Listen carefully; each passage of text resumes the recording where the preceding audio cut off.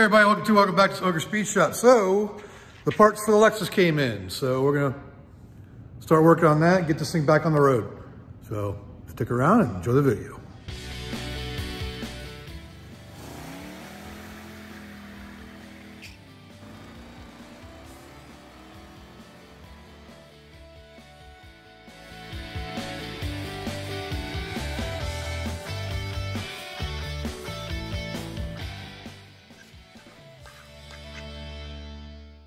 So if y'all remember what started all this, and Dick is being loud as usual, is my wife was hearing some grinding noises. We found out that the water pump was rubbing on this bracket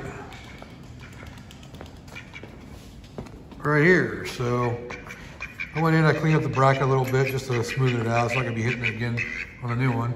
But the parts came in from Amazon. So we got a new belt, new water pump, new tensioner pulley, new idler pulley, new tensioner, gaskets and seals. So got a whole kit. It was 97 bucks shipped to my door from Amazon. So hopefully it holds up and isn't too bad of a deal. So, and yeah, so we gotta get this all put back on so we can get the car back on the road. All right, so one of the first things we need to do is get down in here and get that surface cleaned up where the water pump goes. You can see some of the old gaskets still in there. So we get in there and scrape that off. I'm not gonna bore you with that, but I just want to show you what I'm doing. All right, so I recorded this bit earlier, but I recorded vertically. But I just want to show you, I got that all cleaned up and ready to go. I was gonna wipe it down. So yeah, I just gotta put the water pump back on, and I suggest I don't know if I glued it on or what, but it took me like an hour and a half to get that thing scraped off. It just wasn't coming off. But it's clean now, so I can put the water pump on.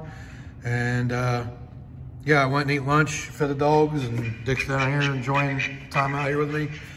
But yep, time to put a water pump on. Okay, so I got the new gasket on there. This is kind of a pain in the butt because you see it's got these 3 studs right here, and then a pin and a pin, and align everything.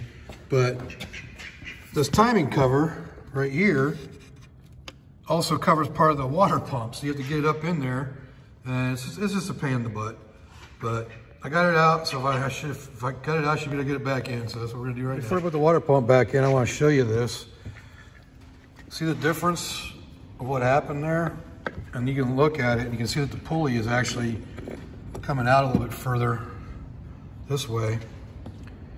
See the weep hole right there? If you look at the weep hole on this one, well, it doesn't even have one. Doesn't look like it, so this one doesn't even have a weep hole. But you can see the difference, the distance between here and here is a lot closer on the new one.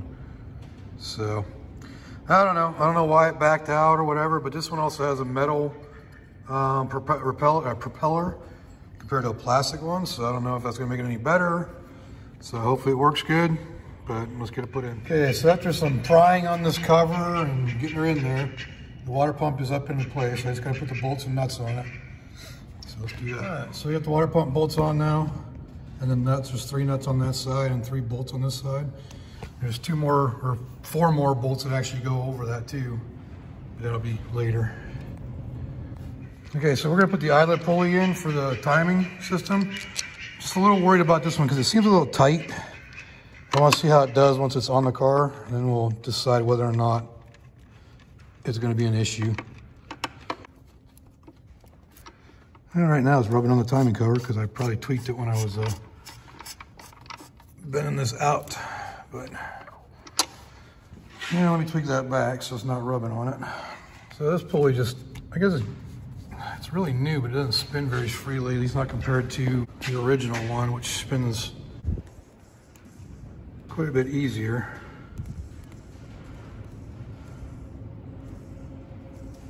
But I don't know.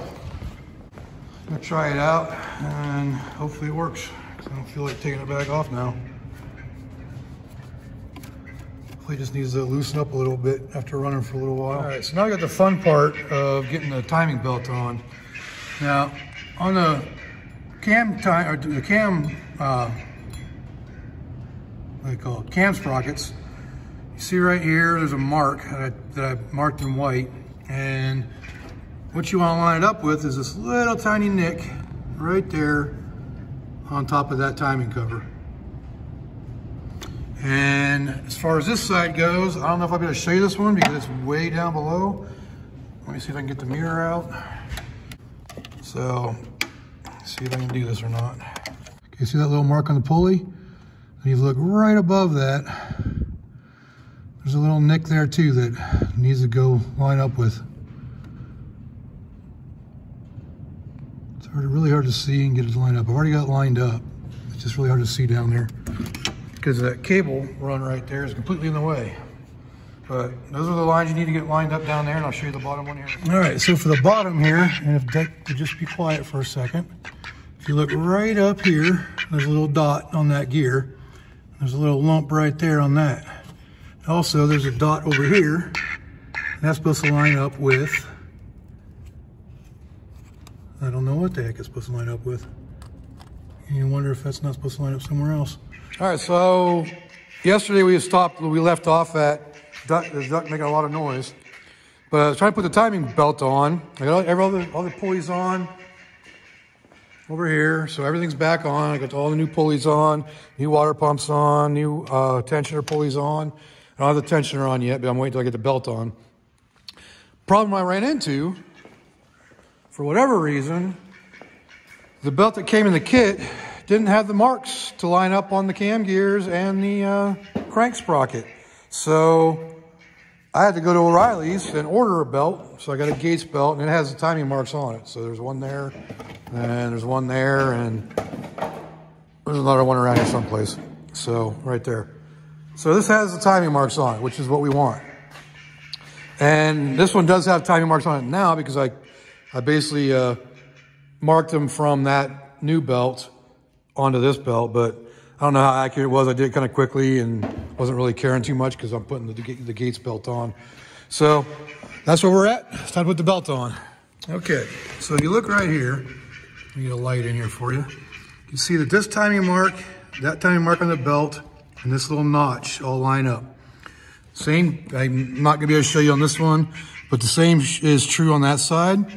And it's got the right amount of tension here between the two pulleys, but they're all lined up on those marks right now. That's why I put the clip on there to hold the belt in place.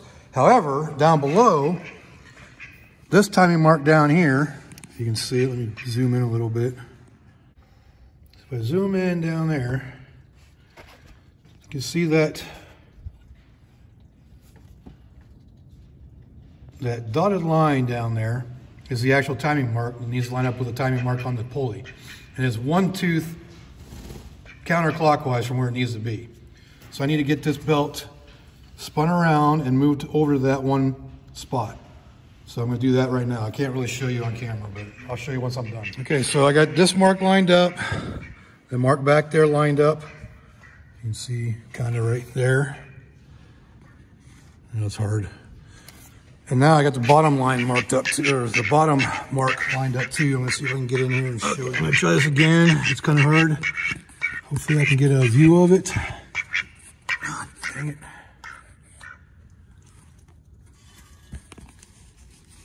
If you look, trying to focus in here. If you look right here, see the dot, and see the dotted mark, that's your timing mark on the belt. So all three marks are lined up. So now all that's left to do is put the tensioner on. It pushes this up in, and we'll be done. So this is a tensioner. You see it's got a pin through it right now. So you get this bolted in, then you can pull the pin, and it's gonna push that pulley, the tensioner pulley, in to tighten everything down. So let's get that in there. I'm hoping I can actually get this on video for you, but it's tight quarters right now, so it's kind of hard to do, but let's see if we can get it on there.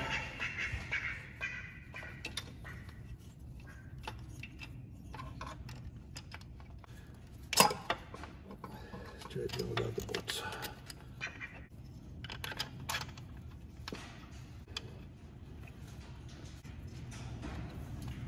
All right, get the bolts started.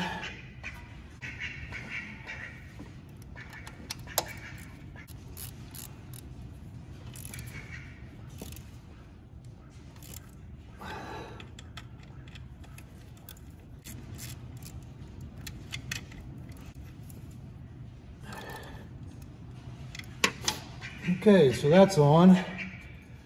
Now all we have to do is pull the pin and launch this grenade here. All right. So this is the pin, you just pull that out and it tensions the belt.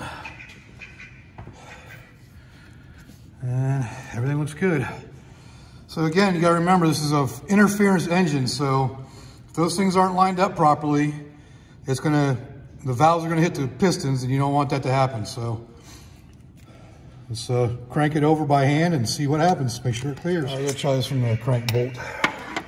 Hopefully I can get it on there. And of course, right enough room. Maybe from below.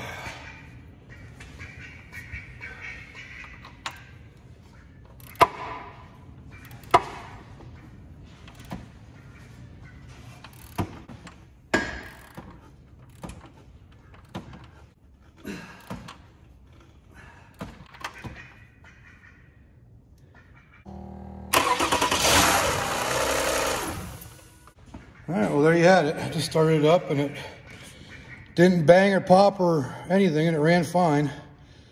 So I just gotta put everything back together. I forgot when you rotate it, it actually moves the marks. So I don't know how many rotations it's gonna take to actually get the mark back to where it's supposed to be, but we ain't gonna worry about that because it's running just fine. Try it one more time.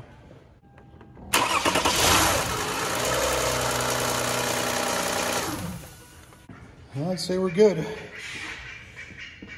I hate overhead cam engines and I hate transverse engines, and yep, I like to stick to my classics like that.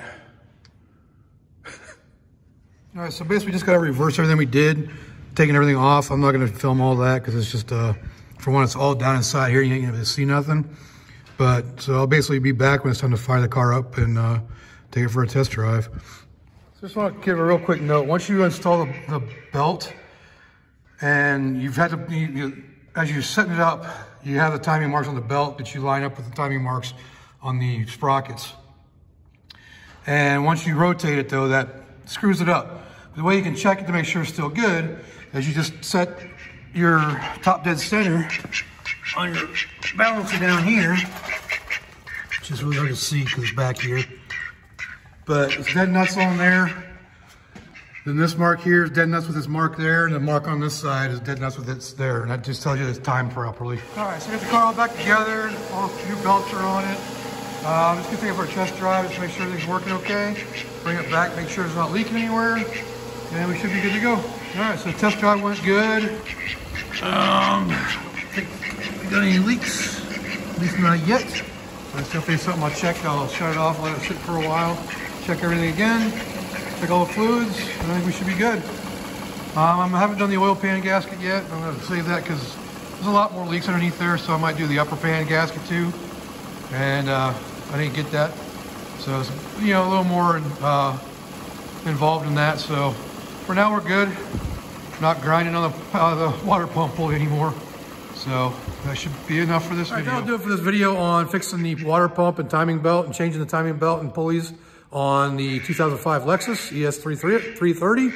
If you like this video, leave a like down there. Leave me a comment. Let me know what I can do better. And make sure you subscribe because I got a video coming up on the Firebird where I'm repairing the rocker panels and doing a patch panel on that. So until next time, I will see y'all later.